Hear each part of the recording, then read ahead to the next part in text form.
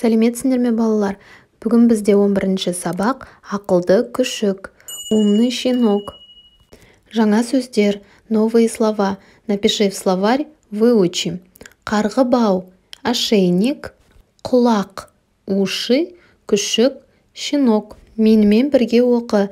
Прочитай вместе со мной. Күшік, күшігі, менің күшігім. Обратите внимание, к меняется на г. Сенің күшігің, оның күшігі. Күшіктің құлағы, күшіктің құйрығы. Суретке қара, оқы. Посмотри на картинку и прочитай. Суретте күшік. Күшіктің мойнында қарғыбау бар. Мәтінді оқы. Прочитай текст с переводом. Әлібектің күшігі бар. Оның аты Ақтөс. У Алибека есть щенок. Его зовут Ақтөс. Күшік ақылды. Щенок умный. Ақтөстің құлағы, құйрығы қара. Уши и хвост Ақтөса черные.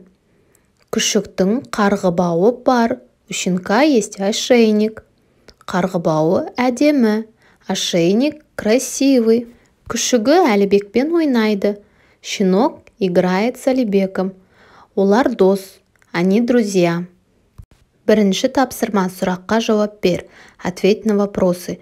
Әлібектің күшігі бар ма? У Алибека есть щенок? Иә, Әлібектің күшігі бар.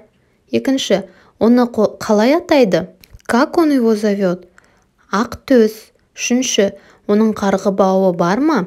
У него есть ошейник? Иә, оның қарғыбауы бар. Екінші тапсырма, суреттердің орнына қажетті сөздерді қойып, сөйлемдерді толықтыр. Дополни предложение, вставляя вместо картинок слова.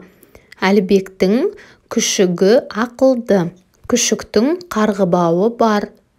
Қарғыбау әдемі. Ақтөстің құлағы қара. Үшінші тапсырма, көп нүктенің орнына тиісті қосымшаларды жаз.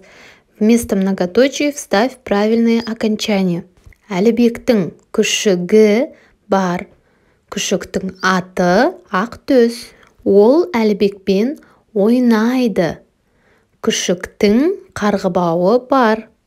Төртінші тапсырма. Өз күшігің туралы айт. Сенің күшігің бар ма? Оны қалай атайсың? Оның көзі, құлағы, құйрығы қандай? Сен күшікті жақсы көресің бе? Расскажи про своего щенка. У тебя есть щенок? Как ты его зовешь? Какие у него глаза, уши и хвост? Ты любишь щенка? Кел жаттайық, выучи. Күшігімді жетелеп, ертіп алам апа. Шалыс басса шекеге, шертіп алам апа. Шона Асмаханұлы. Есте сақта, запомни. Оның күшігі ақылды. Күшіктің мойнында қарғыбау бар. На этом мы закончили урок. Подпишись на канал, чтобы не пропустить следующий урок. Спасибо за внимание. Осымен біздің сабағымыз аяқталды. Келесі сабақта кездескенше сау бол.